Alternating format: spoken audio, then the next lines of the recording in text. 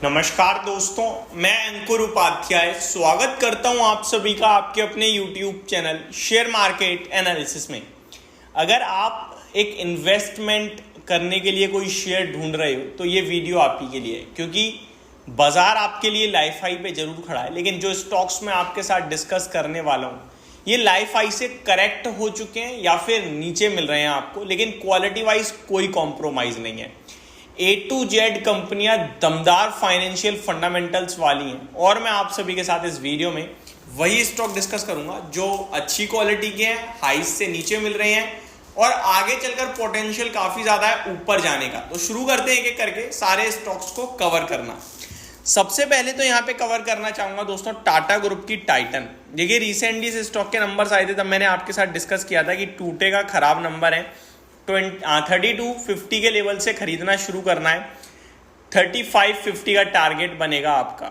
Stock ने 3250 पे exactly around लो लगाया 3250 के करीब और वहीं से घूम गया और आज स्टॉक का हाई है 3455 का। ऑलमोस्ट टारगेट डन हो गया। मैंने 6 महीने मांगे थे, ये विद इन 10 डेज हो गया। लेकिन मेरा मानना है कि टाइटन जैसी क्वालिटी स्टॉक पे नजर बना के रखनी चाहिए। मे बी एक फॉल और आ सकता है क्योंकि टेक्निकल चार्ट स्ट्रक्चर तो 3600 के ऊपर पॉजिटिव होगा। तो ये जो तेजी बनी है दोबारा से एक बार सेलिंग के लिए यूज हो सकती है। इस बीच में गिरावट होती है और दोबारा 3250 के करीब आता है तो मैं वहां कहूंगा एक इन्वेस्टमेंट पर्पज से पोजीशन बनाई जाए और ऊपर में 3550, 3800 और 4000 रुपए के लक्ष्य बनेंगे। पहला स्टॉक टाइटन है, इसमें टाइम फ्रेम और स्टॉप लॉस मत लगाइएगा। अब आप 3250 पे लेने के बाद अगर कोई फर्दर डिप आती है या Q1 के भी नतीजे खराब आ जाए इनके तो फिर 2900 रुपए तक का भाव दिख सकता है, जहां पे एक एडिशनल बाइंग करनी है। टाइटन में कोई टेंशन नहीं है, कोई घबराने की जरूरत नहीं है। A to Z कारोबार इनका दमदार है, चाहे किसी भी सेगमेंट की बात कर लो आप। और मेरा मानना यह है चाहे वो वॉचेज हो, आईवीआर हो या फिर वो तनिष्क ज्वेलरी हो, और रिसेंटली जो इन्होंने कैरेटलेन को एक्वायर करा है वो भी ऑनलाइन काफ़ी बढ़िया काम कर रही है। तो ये सारी स्टॉक सारे कारोबार बढ़िया कर रहे हैं टाइटन के, जो कि मेरे को लगता है आगे चल को आपको डेफिनेटली बड़ा पैसा बना के देने की दम रखते हैं। अब बढ़ते हैं दूसरे स्टॉक की तरफ। दूसरे स्टॉक का नाम है दोस्तों मोतीलाल ओसवाल। मैं आपके साथ ऑलरेडी डिस्कस कर चुका हूं कि ये जितनी भी शेयर बाजार से लिस्टेड कंपनियां हैं ना, ये हो सकता है आपके लिए कुछ महीने खराब प्रदर्शन दिखाएं क्योंकि स्टॉक मार्केट में वॉलेटिलिटी रही है, स्टॉक्स टूटे हैं और जब ऐसा केस बनता है तो बाजार नीचे आता है और जब बाजार नीचे आता है तो इन्वेस्टर बाजार को छोड़ के जाता है, फ्रेश एडिशन नहीं करता है। तो इस केस में ये सारे स्टॉक्स टूट सकते हैं। अब देखो आप मोतीलाल ओसवाल की बात करूं तो ऊपर में 2700 रुपए तक की जर्नी दिखा चुका है, अभी 2250 पे ट्रेड कर रहा है स्टॉक। यहां से गिर सकता है क्या? डेफिनेटली गिर सकता है, लेकिन वैल्यूएशन टर्म्स में 13.5 के पीई पे मिल रहा है, इससे सस्ता क्या ही लोगे आप। अब स्टॉक की बात करूं तो आप यहां पे एवरेज करना शुरू करिए, फर्स्ट एक्यूमुलेशन स्टार्ट कर सकते हो।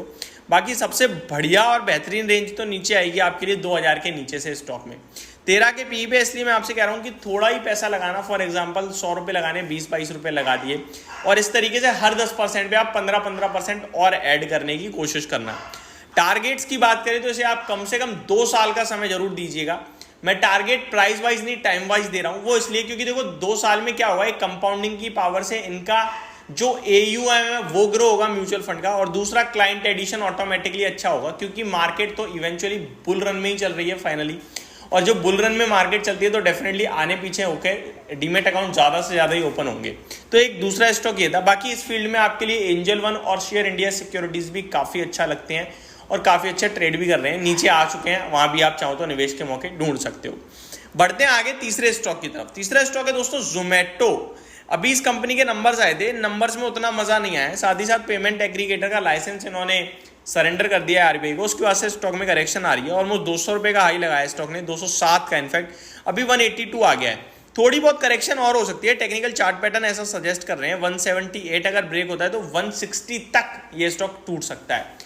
एंड नोट माई वर्ड्स, अगर 160 किसी भी कीमत पे आए, किसी भी कारण से आए, बस कंपनी के फाइनेंशियल से जुड़ी खबर नहीं होनी चाहिए।